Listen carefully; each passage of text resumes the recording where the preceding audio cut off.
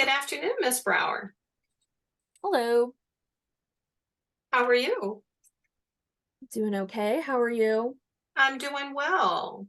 My name is Jerry McKay, and I am the school social worker. And I wondered if you knew why you were here today. Why you coming to see me? So I know that we got there was a couple of safe to tell reports talking about some bullying that had been being done by my daughter. And so I think we were here to talk about that. Yeah, and I don't know how much can be told to me about what she's doing. Um And like, I don't know, I'd like to kind of figure out a sort of behavior plan for figuring out how to fix that. I see. Okay. So I just like to start with that because I wanted to make sure you were aware, why this meeting Mhm. is happening. And so before we get started to talk about the specifics, I wanted to just kind of go over. I had sent you some consent forms for, confidentiality, just to make sure that you were aware of, the fact that we are not going to share any of your information with anyone, and that there's only under limited and specific reasons that we would ever share any information that you provide to us regarding your daughter in our sessions and what we talk about. And obviously, that's in the event of any imminent danger, any elder or child abuse situations, and if it's court ordered. Those are the only exceptions to that confidentiality clause.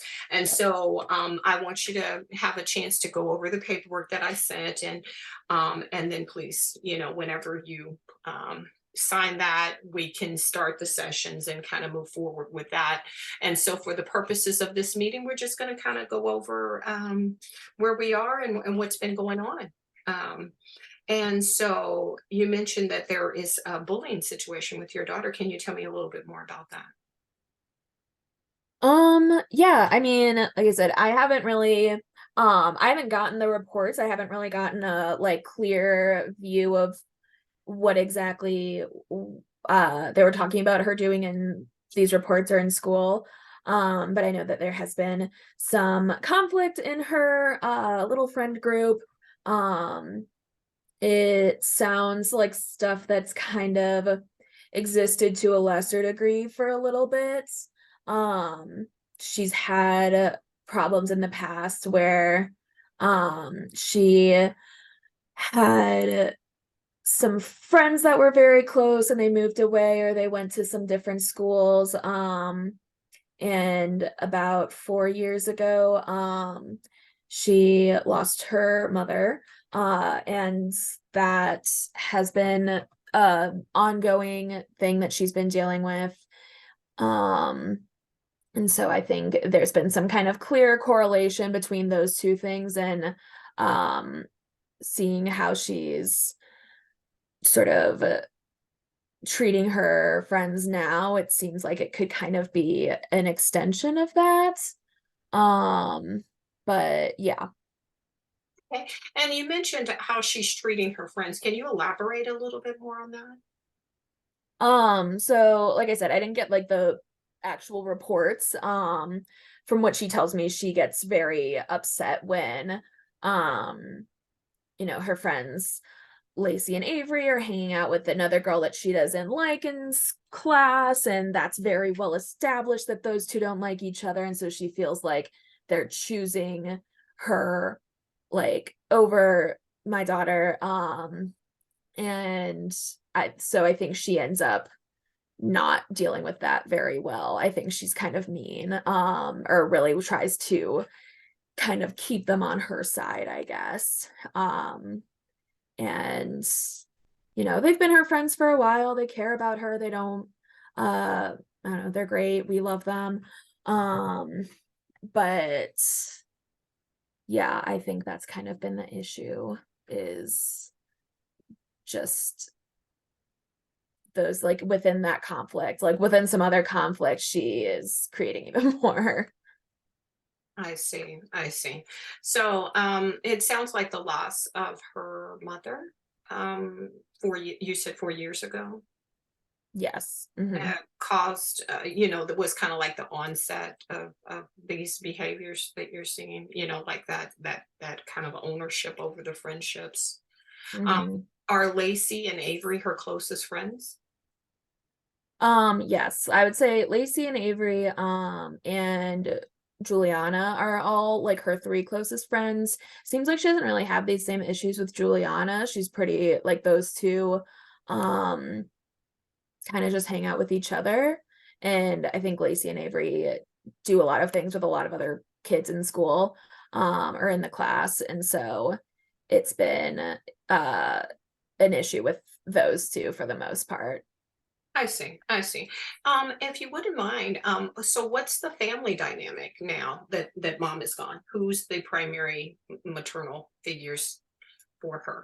That would be me. So we have raised her, it was my wife who died, and we raised her, we got her through a sperm donor, um, raised her together, and um now it's just me and her. I have a brother and his wife, and they're part of the definitely a part of our family, definitely a part of her life. Um and there's he has some kids, and so she's got a pretty solid like there's still multiple people in her family, I guess, but in the house it's just the two of us now. Yeah. Has your relationship changed, or do you feel like you've become closer, or how has that loss? I can only imagine that it's affected you tremendously. But I mean, speaking in terms of Maddie, like how has it impacted her relationship with you, and what does that look like now? I think it definitely has been rockier. I think just being hyper exposed to each other a little bit more than usual.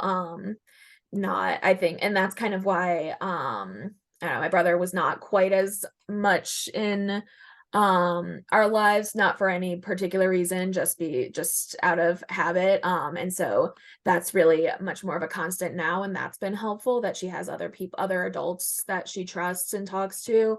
um but yeah, it has definitely affected our relationship, I think. I still like I try to do things with her, and sometimes she wants to do them and sometimes she doesn't.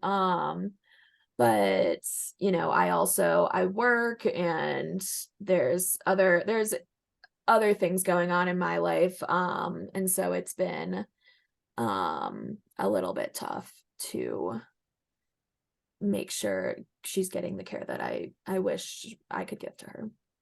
That makes sense. And that's a collaborative. I understand you want, more people involved in that process to kind of make her successful in those areas. And maybe and the reports you mentioned that you didn't have regarding these incidences, were these recent incidences where the reports just haven't been, shared with you the results of that, or um Yeah, I think, well, because they're anonymous, and so they like I don't think those are like able to like I don't think they're able to be like directly like shared with us. Like I can't get a file or anything.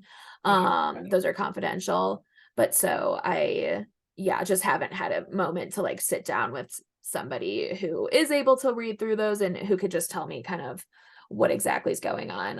Or I wanted to have a meeting with her teacher and see what she's been seeing also. Um, but yeah. Okay. Well, it sounds like we can definitely help in quite a few ways here, I believe. I mean, we can definitely put together a meeting with the team, teachers, everyone that she interacts with on a daily basis at school. And we can kind of, collaboratively come together and discuss, behaviors and what everyone is seeing from various points of view. And then that way we can get maybe a more well-rounded approach in what direction we go, especially considering that it could be multiple reasons behind the behavior. So, don't want to be too hasty to jump into making decisions as to which way we want to go. Just kind of really, maybe exploring a little bit more about, what's happening and how we can kind of help move things forward. Has she been in any therapy in the past or recent future, recent future, or recently, regarding the loss of her mother?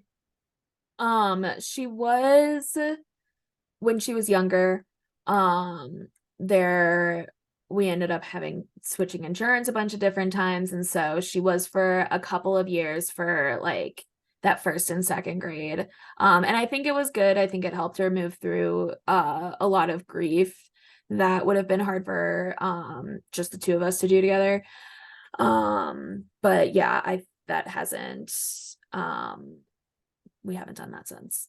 Okay, so there's been like a little bit of a gap between the last time she had those opportunities to speak with someone Mhm, about us. Now, I will say, having her go through it when things initially happened in 1st and 2nd grade and being at that age developmentally, and now being a little older, I'm sure, has given her a little bit more of a different perspective in terms to process things. And so, would that be something you would be interested in having her revisit in terms of therapy? Because we can definitely make that happen. If insurance is an issue, we can remove that from being an issue, and get her some services, and just kind of give you some options on different therapists, whichever you choose, on your. yeah, that sounds fantastic. Cause yeah, so much of it, the reason that it hasn't happened is just the amount of, like, time and labor on my end that it takes to put that together, so that would be so helpful. Yes, absolutely, absolutely. I mean, it really is can be needing a village in a lot of these situations. I mean, because there is not a handbook on any of this type of thing. So Mhm. I do understand your concerns. I appreciate you coming to this meeting to just talk about these things because, it sounds like you have some definite concerns, and but it does sound like she does have some friendships that could help in that process. And Mhm. so, once we are able to determine, which course of action we take, and what we want to do, if would you like for to have some resources on bullying, and some strategies to kind of work through, challenges with control and behaviors and things of that nature, because I can certainly provide you with that